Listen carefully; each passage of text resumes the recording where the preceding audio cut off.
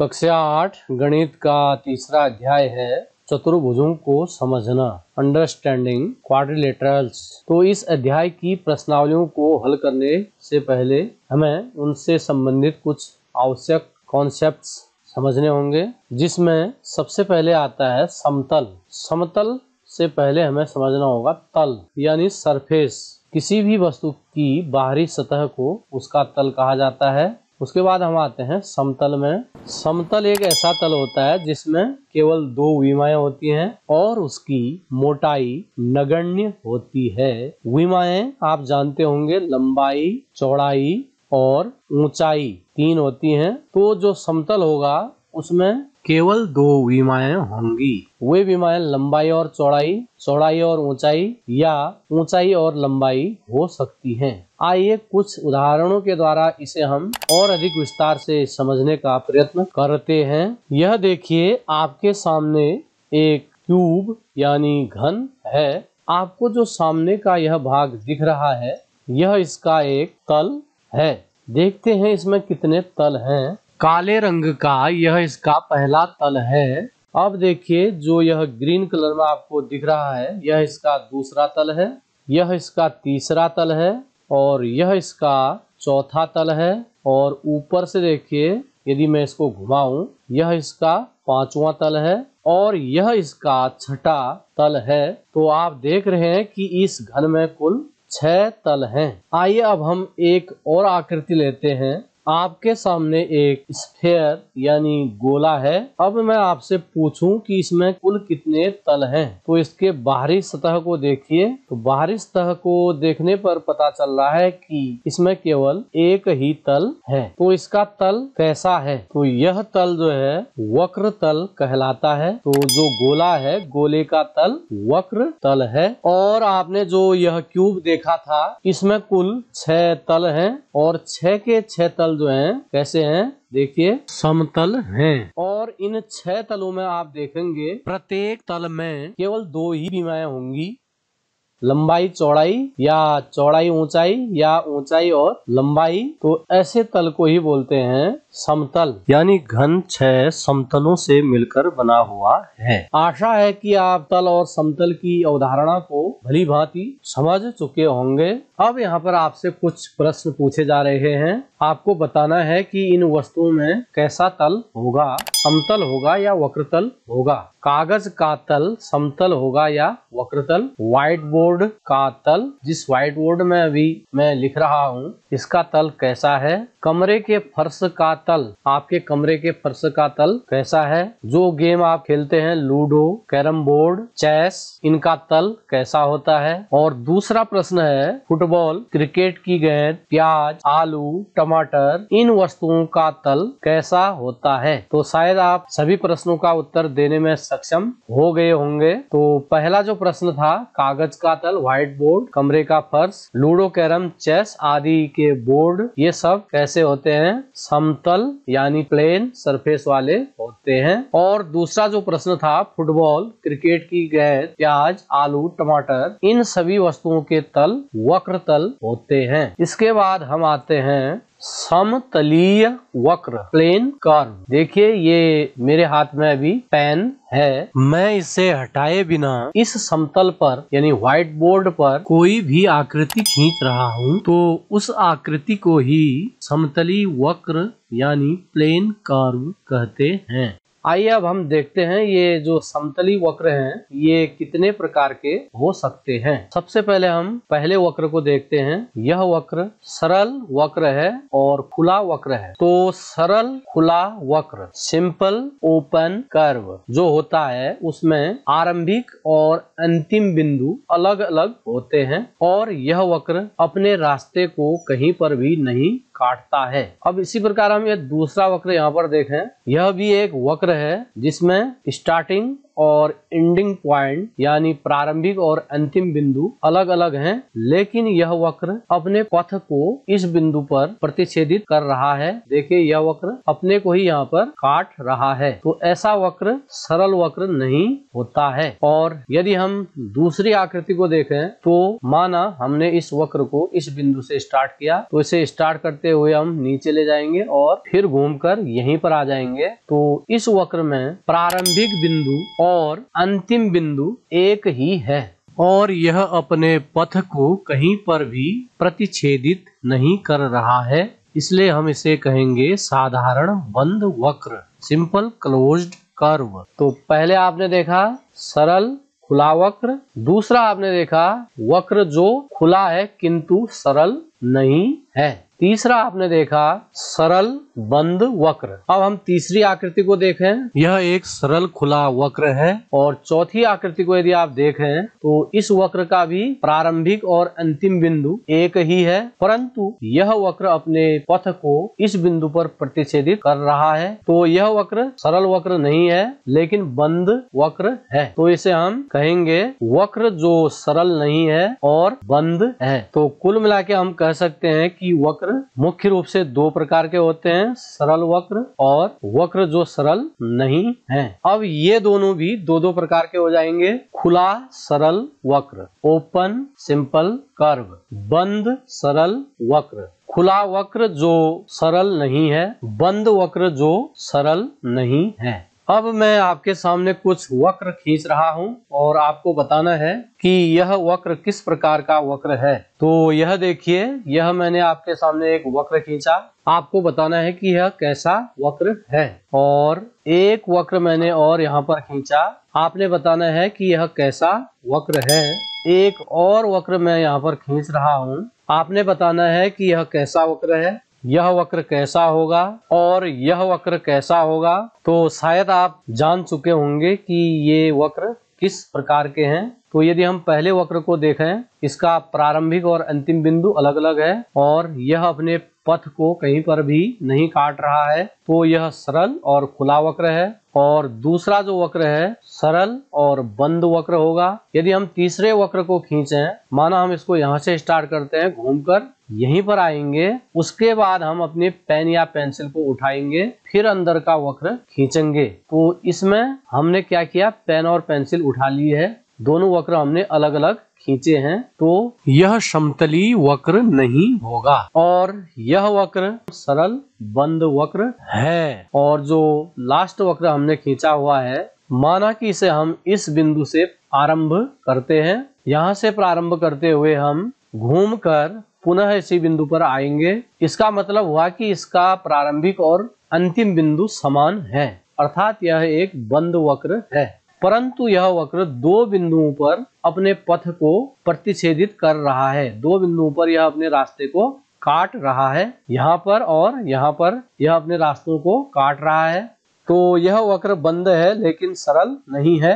अब हम जानते हैं बहुभुज यानी पॉलीगन्स के बारे में। केवल रेखाखंडों से बना सरल बंद वक्र बहुभुज कहलाता है। और simple closed curve made up of only line segments is called a polygon. देखिए इस समतल में मैंने तीन आकृतियां खींची हुई हैं, आप इन तीनों को गौर से देखिए। जो पहली आकृति है, इसमें प्रारंभिक और अंतिम बिंदु नहीं है और इसके दोनों ओर हम विस्तार कर सकते हैं। दोनों ओर देखिए तीर का चिन्ह लगा हुआ है। और जो दूसरी आकृति है, इसका प्रारंभिक बिंदु तो है लेकिन अंतिम बिंदु नहीं है और यहाँ पर एक तीर का चिन्ह बना हुआ है। और जो तीसरी आकृति है, इसमें प्रारंभिक बिंदु भी है और अंतिम बिंदु भी है और इसमें कहीं पर भी तीर का निशान नहीं लगा हुआ है। तो जो पहली आकृति है इसे बोलते हैं रेखा, लाइन, और जो दूसरी आकृति है इसे कहते हैं किरण, रे, और जो तीसरी आकृति है इसे कहा जाता है रेखा खंड, लाइन सेगमेंट। तो अभी बहुभुज की परिभाषा आपने पढ़ी थी, केवल रेखाखंडों से बना हुआ सरल बंद वक्र ही बहुभुज कहलाता है। तो बहुभुज जो होगा केवल इनसे बना होगा, और बंद सरल वक्र होगा। आइए अब हम कुछ आकृतियों को देखते हैं और पता करते हैं कि कौन कौन सी आकृतियां बहुभुज हैं और कौन सी आकृतियां बहुभुज नहीं हैं। तो आपके सामने कुछ आकृतियां खींची गई हैं, आपने बताना है कि कौन सा इनमें से पॉलीगन यानी बहुभुज है और कौन नहीं है। तो पॉलीगन की परिभाषा आप पढ़ चुके हैं, केवल रेखाखंडों से निर्मित सरल बंद वक्र यानी लाइन सेगमेंट से बना हो और सिंपल क्लोज्ड कर्व हो। तो पहला कर्व देखिए, लाइन सेगमेंट यानी रेखाखंड से बना है बट यह ओपन है, तो यह बहुभुज नहीं है। दूसरी आकृति को यदि हम देखें, एक इसमें लाइन सेगमेंट यानी रेखाखंड है और दूसरा जो है इसमें साप है। हालांकि यह सिंपल क्लोज्ड कर्व है लेकिन केवल रेखाखंडों से निर्मित नहीं है, इसलिए यह भी बहुभुज नहीं है। तीसरी आकृति में दो रेखाखंड हैं और एक चाप है, तो यह भी केवल रेखाखंडों से नहीं बना है, तो यह भी बहुभुज नहीं होगा। यदि हम चौथी आकृति को देखें, यह आकृति केवल रेखाखंडों से निर्मित है और एक बंद वक्र भी है, लेकिन यह वक्र सरल नहीं है। सरल क्यों नहीं है? क्योंकि यह अपने पथ को इस बिंदु पर प्रतिच्छेदित कर रहा है। तो यदि यह केवल सरल बंद वक्र होता और लाइन सेगमेंट से बना होता तो यह बहुभुज होता। अगली आकृति भी केवल रेखाखंडों से निर्मित है लेकिन सरल बंद वक्र नहीं है, क्योंकि यह इस बिंदु पर अपने पथ को प्रतिच्छेदित कर रहा है, इसलिए यह भी बहुभुज नहीं है। अब नीचे की सभी आकृतियां लाइन सेगमेंट्स यानी रेखाखंडों से बनी हुई हैं और सरल बंद वक्र हैं, इसीलिए ये सभी आकृतियां बहुभुज हैं। अब हम देखते हैं बहुभुजों का वर्गीकरण। तो यदि हम केवल दो रेखाखंडों से एक सरल बंद वक्र बनाने का प्रयास करें तो वह नहीं बन सकता है। केवल रेखाखंडों से हमें एक सरल बंद वक्र बनाना है तो हमें कम से कम 3 रेखाखंड खींचने होंगे। तो सबसे पहले 3 रेखाखंडों से निर्मित सरल बंद वक्र आता है जिसे कहते हैं त्रिभुज, ट्रायंगल, और 4 रेखाखंडों से निर्मित जो बहुभुज होता है उसे बोलते हैं चतुर्भुज, क्वाड्रिलेटरल। 5 रेखाखंडों से निर्मित सरल बंद वक्र यानी बहुभुज कहलाता है पंचभुज, पेंटागन। 6 रेखाखंडों से निर्मित बहुभुज कहलाता है षटभुज, हेक्सागन। 7 रेखाखंडों से निर्मित बहुभुज को बोलते हैं सप्तभुज, हेप्टागन। 8 रेखाखंडों से निर्मित बहुभुज को आप बोलेंगे अष्टभुज, ऑक्टागन। 9 रेखाखंडों से निर्मित बहुभुज को बोलेंगे नवभुज और 10 रेखाखंडों से निर्मित बहुभुज को हम बोलेंगे दशभुज। तो आप देख रहे हैं कि जितनी भुजाएं इसमें हैं, इन्हीं की भुजाओं के आधार पर बहुभुज को नाम दिया जाता है। बहुभुज का विकर्ण, किसी बहुभुज का विकर्ण उसके किन्हीं 2 शीर्षों आसन्न शीर्षों को छोड़कर को जोड़ने से प्राप्त होता है। आसन्न शीर्ष का मतलब हुआ जैसे कि यह एक चतुर्भुज है, इसमें 4 शीर्ष हैं, जो इसके कोने आपको दिख रहे हैं ये इसके शीर्ष यानी वर्टेक्स कहलाते हैं। तो आसन्न शीर्ष का मतलब हुआ जैसे हम शीर्ष नंबर 1 को देखें तो यह किन किन शीर्षों से मिला हुआ है। शीर्ष नंबर 1 4 और 2 से मिला हुआ है, तो 1 के आसन्न शीर्ष 2 और 4 हो जाएंगे। इसी प्रकार शीर्ष नंबर 2 के जो आसन्न शीर्ष हैं वह 1 और 3 हो जाएंगे। 3 के जो आसन्न शीर्ष हैं वे 2 और 4 होंगे। आप इन शीर्षों को छोड़कर अन्य शीर्षों को मिलाएंगे, उनको मिलाने पर जो रेखाखंड बनेगा उसको ही आप बहुभुज का विकर्ण कहेंगे। जैसे हम चतुर्भुज में देखते हैं, चतुर्भुज में शीर्ष नंबर 2 और 4 को मिलाने पर एक रेखाखंड प्राप्त होगा और 1 और 3 को मिलाने पर दूसरा रेखाखंड प्राप्त होगा, तो इनको हम बोलेंगे चतुर्भुज के विकर्ण। तो आप देख रहे हैं कि चतुर्भुज में 2 विकर्ण हैं। इसी प्रकार पंचभुज में यदि हम देखें, शीर्ष नंबर 1 और 4, 1 और 3, 2 और 5, 3, 5, 2 और 4 को मिलाकर हम कुल 5 विकर्ण प्राप्त कर सकते हैं। तो पंचभुज में विकर्णों की संख्या 5 होगी। अब आप सोच रहे होंगे कि विकर्णों की संख्या ज्ञात करने के लिए क्या हमें बहुभुज को खींचकर उसके आसन्न शीर्षों को छोड़कर अन्य शीर्षों को मिलाकर पता करना होगा कि किसी बहुभुज में कितने विकर्ण होते हैं? जी नहीं, इसके लिए आपको गणितज्ञों ने एक सूत्र दिया हुआ है जो कि है बहुभुज के विकर्णों की संख्या बराबर 1/2 गुणा n गुणा n ऋण 3, जहां n बहुभुज के भुजाओं की संख्या है। जैसे कि हम जानते हैं त्रिभुज में भुजाओं की संख्या 3 होती है। अब हम देखते हैं कि त्रिभुज के कितने विकर्ण होंगे। तो इसके लिए आप सूत्र में मान रखेंगे 1/2 गुणा n मीन्स 3 और 3 ऋण 3, n के स्थान पर आप 3 लिखेंगे तो 3 ऋण 3 का मान 0 होगा। 0 से आप किसी भी संख्या को गुणा करते हैं तो उत्तर 0 प्राप्त होगा। तो आप देख रहे हैं कि त्रिभुज में विकर्णों की संख्या 0 है। अब हम देखते हैं चतुर्भुज में कितने विकर्ण होंगे। तो इसके लिए आप इस सूत्र में मान रखेंगे 1/2 गुणा n मीन्स 4, n-3 यानी 4 ऋण 3। अब हम इसे सॉल्व करेंगे तो यह आ जाएगा 1/2 गुणा 4 गुणा 4 में से 3 कम करेंगे 1, 2 से 4 कैंसिल हो जाएगा 2 बार और 1, 2 और 1 को गुणा करेंगे तो यह मिलेगा 2। तो इस सूत्र से हम किसी भी बहुभुज में विकर्णों की संख्या ज्ञात कर सकते हैं। अब हम जानते हैं कि एक बंद वक्र में अभ्यंतर और बहिर्भाग क्या होता है। यहाँ पर मैंने एक बंद वक्र खींच लिया है। अब मुझे पता करना है कि इसका अभ्यंतर और बहिर्भाग, इंटीरियर और एक्सटीरियर क्या होगा। तो आप देखेंगे जो वक्र की सीमा है रेड कलर में आपको जो दिख रही है, इसको इंक्लूड करते हुए, इसको समाहित करते हुए इसके भीतर का जो भाग है वह इसका अभ्यंतर यानी इंटीरियर कहलाता है और इस परिसीमा से बाहर जो भी क्षेत्र है यह इसका